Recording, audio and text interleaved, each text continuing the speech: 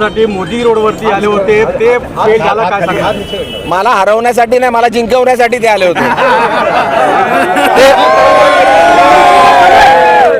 ते आल्याने मला नुकसान नाही झालं, मला फायदा झाला.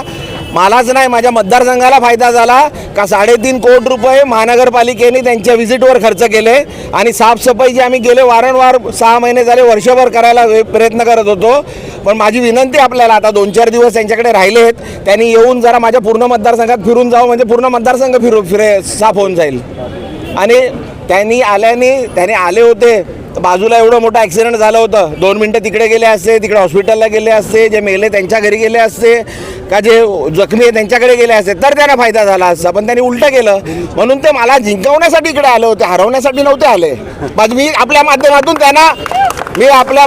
त्यांना धन्यवाद देतो का ते आल्यामुळे माझं अजून जिंकणार तर होतोच मी. संजय दिना पाटील ईशान्य मुंबईचा खासदार होणार, हे काळ्या दगडावरची सफेद रेष होती, हे मी पहिल्यापासून सांगतोय. पण मोदी साहेब आल्याने त्याला अजून पॉलिश लागलं. क्या प्रतिक्रिया देंगे? पहले किस नजरिए से देखते हैं जीत को, क्या संदेश जाता है इस जीत से? जो जितना भी तकलीफ देनी थी, जितना भी जुल्म करना था, हर जुल्म करके जुल्म की भी इंतहा हो गई थी. जो करना था सब कर दिया, मेरे पे, मेरे साथियों पे, मतदारों पे, जो करना था. मतलब मोदी जी आए इधर तो लोगों को वो मेट्रो के इसमें दबा के रखा, बड़ा हादसा हो जाता था. इतने लोगों को दबा के रखा था, आपने सब मीडिया ने दिखाया था. अगर वो जरा भी कुछ हादसा हो जाता तो बहुत लोग उसमें मर जाते थे. तो हर चीज़ में जहाँ जुल्म कर सकते थे, मेरे लोगों ने पैसे बांट रहे थे, बहुत पैसे मुलुंड के जगह से पैसे बांट रहे हैं और वहाँ बहुत पैसे पड़े. ऐसे हमने इलेक्शन कमीशन को इन्फॉर्म किया, पुलिस को इन्फॉर्म किया. पुलिस ने हमारे लोगों को जिन्होंने इन्फॉर्म किया उनको बोले हमारे साथ चलो. पुलिस को और इलेक्शन कमीशन वाले को वहाँ लेके गए, पर वहाँ कुछ भी कार्रवाई नहीं किया. वो पूरा पैसा वहाँ से निकलवाने में पुलिस ने मदद किया. इतना ये था कि प्राइम मिनिस्टर की सभा छोड़ के, माननीय पंतप्रधान जी की सभा छोड़ के माननीय उप मुख्यमंत्री देवेंद्र जी को यहाँ आना पड़ा और वो पैसे निकालने पड़े यहाँ से. तो कम से कम 50-100 करोड़ रुपए तो हो गए उधर. तो नहीं तो इतना डेप्यूटी चीफ मिनिस्टर देवेंद्र जी जैसा बड़ा नेता इधर इतने छोटे चीज़ के लिए 1.5-2 लाख के लिए तो आएगा नहीं. और जिन्होंने उस कंप्लेंट किया था, हमारे सब लोगों को उन्होंने झूठी केस डाल के उनको मार के बंद किया. पूरा इलेक्शन के प्रोसेस में 20-25 लोगों को जेल में डाला. दूसरा, घाटकोपर के भी ऐसा ही एक इंसिडेंट है जहां हमारे लोगों ने कंप्लेंट किया, क्या बाबा बीजेपी के लोग सबसे मुस्लिम बस्ती में जा रहे और सबसे आधार कार्ड और वोटिंग कार्ड ले रहे, 2,000-3,000 रुपए दे रहे और उनको बोल रहे आधार कार्ड वोटिंग कार्ड दे दो, हमको वोटिंग के लिए मत जाओ. और काली शाही पहले इलेक्शन से पहले ही लगा रहे थे, और इलेक्शन के बाद आओ और अपना वोटिंग कार्ड और आधार कार्ड लेके जाओ और फिर 1,000-2,000 रुपये लेके जाओ. वो रोकने की कोशिश की, इलेक्शन कमीशन को कंप्लेंट किया. इलेक्शन कमीशन ने कुछ उसमें एक्शन नहीं लिया, उल्टा हमारे लोगों पे ही केस बनाया. उनको वो सामने वाले लोगों ने मारा भी, इंजोर्ड थे, टाके लगे हैं, सीरियसली इंजोर्ड थे, फिर भी उनको ही केस में डाल के उनको ही जेल में डाल दिया. दूसरा, मैंने खुद इलेक्शन कमीशन जो ऑफिसर है, चीफ इलेक्शन कमिश्नर जहाँ इधर के इंचार्ज है उनको, और लोकल घाटकोपर के जो इंचार्ज है उनको, और जो यहाँ जो अपॉइंट किए हुए हैं मैडम, उनको मैंने खुद कंप्लेंट किया. क्या घाटकोपर में अचीजा होटल है, उस अचीजा होटल में एक बड़ा गैंगस्टर, एक एमएलए और बीजेपी के लोग वहाँ हैं, लोगों को, हमारे लोगों को, शाखा प्रमुख को बुला के बहुत लोगों को वहाँ दमदाटी कर रहे हैं. फिर भी उसमें कुछ उन्होंने कार्रवाई नहीं किया. इलेक्शन वाले आए, उनके साथ मिल के हंसी खुशी गए. हम वहाँ जाते थे तो उन पे केस नहीं होता था, हमारे लोगों पे केस करते थे. मैं खुद उस पर फॉलोअप कर रहा था, फिर भी कुछ नहीं किया. एक बड़ा गैंगस्टर था वहाँ पे. गैंगस्टर का नाम क्या था, ये बता पाएंगे? नहीं, मेरे पास रील ये है. अभी आज का दिन है, खुशी का दिन है. ये गैंगस्टर विंगस्टर का नाम क्यों ले रहे मेरे मुंह से? हाँ, अभी बाकी गैंगस्टर के नाम ले रहा हूँ, बस नहीं है क्या? तो और क्यों?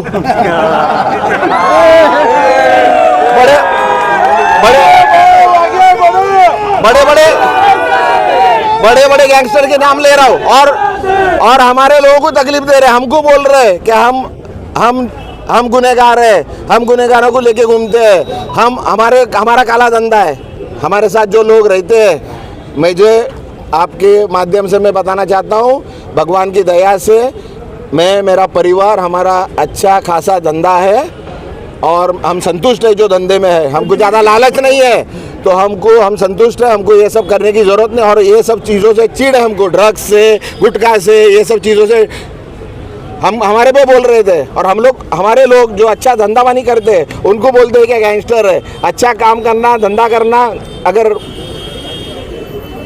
गलत है तो फिर ठीक है। आपकी पार्टी से अरे रुको ना यार, थमा ना जरा 5 मिनट। सर क्या कहेंगे जिस इलाके को अभी खबर आ रही है आपकी पार्टी से अमोल कीर्ति करते जिसे 1 घंटे पहले जीत दिला दी गई थी और अभी रिकाउंटिंग करके 48 वोट से पता चल रहा है कि वो हार गए। अरे बाप रे, 48 वोट से वो हार गए। हम तो अंदर थे, हमको पता नहीं है। 48 वोट से वो हार गए हैं, इस पे आपका क्या कहना है? क्यों का है एलिगेशन? देखिए, वो कुछ भी कर सकते हैं वो लोग। आप अभी खुद ही बोल रहे हैं कैसा है, जुल्म कर रहे हैं, ये भी जुल्म ही है ना। सत्ते का गैर इस्तेमाल करना कोई इनसे सीखे भैया। इतना कुछ होने के बाद भी आपके कार्यकर्ता जमीनी स्तर पे काम करते हैं। देखिए हमारी बहन राष्ट्रवादी कांग्रेस की अध्यक्ष है मुंबई की, वो आई है। सब जब वो होर्डिंग गिरी थी सबसे पहला ये पहुंची थी वहाँ पे, और इन्होंने हमको बताया जो इक्विपमेंट चाहिए था वहाँ पे, जो इक्विपमेंट लग रहा था, हमने जो इक्विपमेंट जहाँ है वहाँ से हमने लाया। इमरान भाई इधर है, इनको भी क्या क्या बनाया, कोई इनको तो डायरेक्ट टेररिस्ट बना दिया। इनको तो आपके सामने खड़ा करने की कोशिश कर रहे थे वो तो अभी क्या कर रहे थे आपको बोलने की जरूरत नहीं है, पर डटे रहे। कितना जुल्म हो उन पे, पर डटे रहे। हमारे कार्यकर्ता ऐसे डरने वाले नहीं है, समझे क्या? और जो डर गया है उसको, जो डर गया है और जो उनके दबाव में आके गलत किया है उनको जनता देखेगी और जनता न्याय देगी। जो डर गए, ऐसे बहुत लोग हैं, बहुत लीडर है जो डर गए। सर आप जीत चुके हैं, किस तरह लोगों को जो आपको वोट किए हैं उनको वोट? देखिए, मैं आपके माध्यम से सभी मतदाताओं को धन्यवाद देना चाहता हूँ जिन्होंने वो मत दिया है, जिन्होंने नहीं दिया है। अभी जीतने के बाद मैं सबका ही खासदार हूँ। जिन्होंने वोटिंग नहीं किया है, गलत किया है, पर उनका भी खासदार हूँ। जिन्होंने मुझे नहीं किया उनका भी हूँ, और जिन्होंने किया उनका तो ही हूँ। तो उनके सबके काम, उनका जनजीवन सुधारने में, उनका जनजीवन अच्छा करने में मैं, मेरे साथी, मेरे मित्र पक्ष के सभी नेता मंडली और सभी लोग कोशिश करेंगे कि अच्छा से अच्छा उनको सुविधा दी जाए, जो भी उनके काम है वो किए जाए। सर जिस इलाके में सर जहाँ पे जैसे मानकोट के इलाके को, गोवंटी के इलाके को आतंकवादी और पाकिस्तानी बताया जा रहा था, वही लोग सबसे ज्यादा जो है सामने आए हैं। अभी उनके पास कुछ मुद्दे नहीं थे, तो अभी क्या करेंगे? मुद्दे नहीं है, काम नहीं है, कुछ बोलने के लिए कुछ नहीं है। लोग 10-10 साल से झूठे 50 दिन दिए थे, 50 दिन के 5 साल हो गए, कुछ नहीं किए। दूसरे 5 साल दिए, आगे बोलने के लिए कुछ नहीं था, तो क्या बोलेंगे, क्या करेंगे? हिंदू मुस्लिम, पाकिस्तान, बांग्लादेश, ड्रग्स, कुछ भी झूठे एलिगेशन किए, बोले पत्थर मारे। अरे हम लोग फूल मारने वाले लोग हैं, पत्थर वाले मारने नहीं है। हमारा इतना अच्छा चल रहा था, हमको ज़रूरत क्या है किसी को पत्थर मारने की? अलग अलग झूठे एलिगेशन किए, झूठे ये किए, पर जनता ने दिखा दिया क्या कौन सच्चा है, कौन उनके काम आएगा, कौन दिन रात उनकी सेवा करता है। ये सिर्फ मेरा अकेला के लिए नहीं बोल रहा हूँ, मैं, मेरे साथी, मेरे पूरे शिवसेना के लोग, कांग्रेस, राष्ट्रवादी कांग्रेस, समाजवादी पार्टी, आपके, हमारे कम्युनिस्ट पार्टी के जो भी मित्र पक्ष के लोग हैं, सभी लोग ने दिल से लोगों की सेवा की है। उसका सेवा का आज हमें फल मिला है। और ये मेरी अकेले की जीत नहीं, ये सबकी जीत है, ये ईशान्य मुंबई की जीत है। और लोगों ने दिखा दिया है, कोई झूठे वादों से, दबाव तंत्र से, पैसे देने से लोग झुकने वाले नहीं है, लोग डरने वाले नहीं है। और अभी ये तो ट्रेलर था, अभी पिक्चर आना बाकी है। अभी लोकसभा हो गई है, विधानसभा में दिखेंगे क्या हो रहा है। क्या संदेश देना चाहिए? हैक होता था, इसके बारे में आपका क्या कहना है? देखिए 6 महीने के लिए 2-3 महीना जो भी बाकी है उसमें अभी मेरे दोस्त का टर्म बाकी है ना, MLA टर्म बाकी है। तो जो उनकी इच्छा है, जो उनकी काम है वो पूरे करने में अभी मैं भी मदद करूंगा उनकी।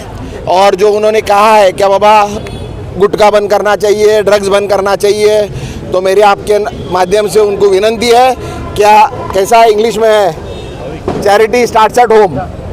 हाँ, तो मुझे आपके माध्यम से विनंती है, जो इतना दिन भर गुटखा खाते रहते हैं वो अगर गुटखा खाना बंद करेंगे तो गुटखा बिकेगा ही नहीं ना।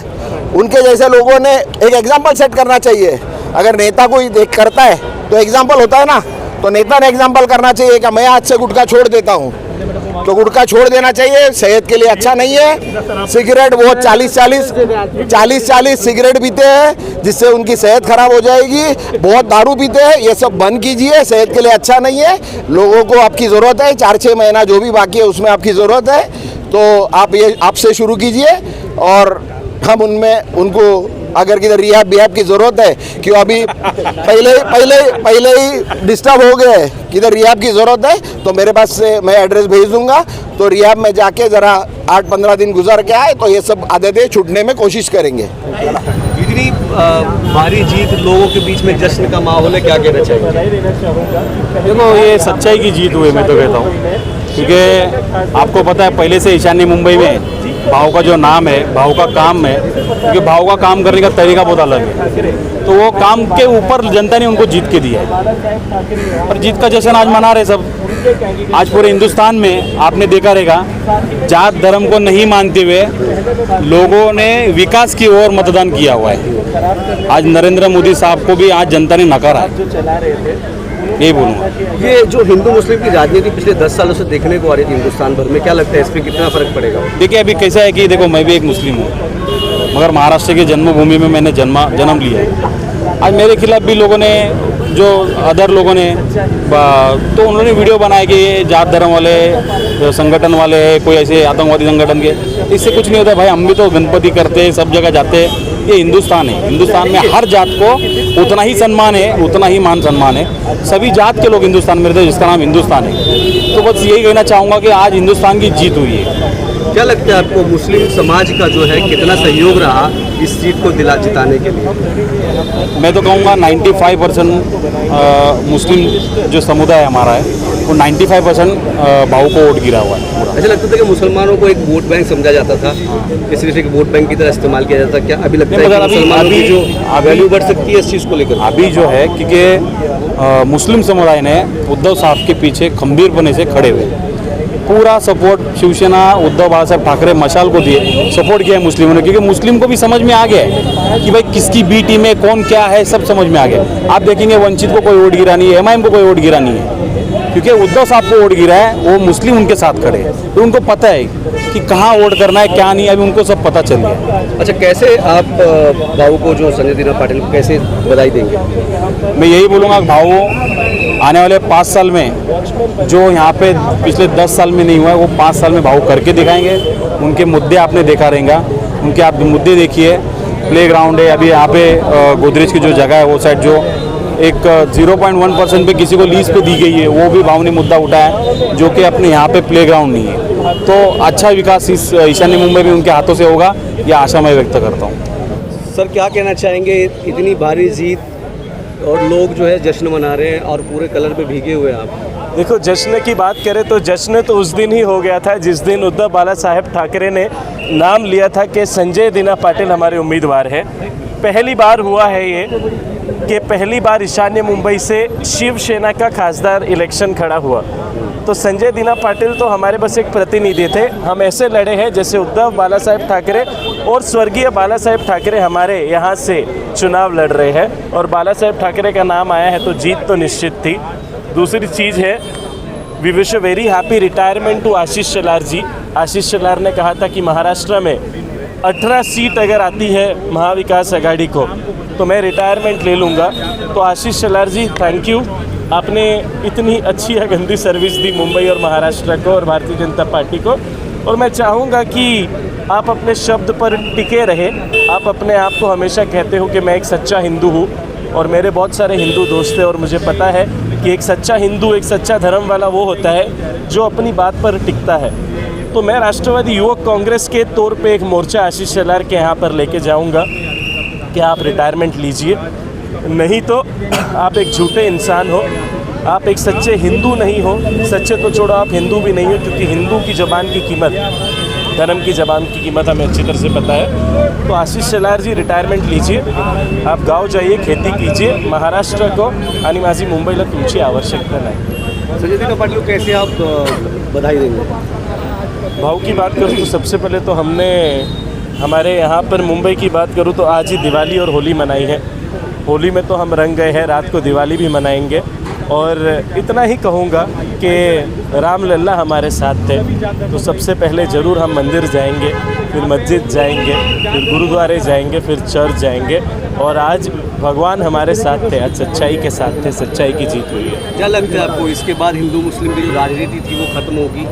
हिंदू मुस्लिम की मैं बात करूँ तो हम जितना समझते हैं, अगर आप इंसान का खून निकाल कर देखो तो हिंदू का भी लाल है, मुसलमान का भी लाल है, सिख ईसाई का भी लाल है। तो जो हिंदू मुसलमान की बात करते हैं, मेरे हिसाब से तो हमारी सरकार अब पावर में आई है।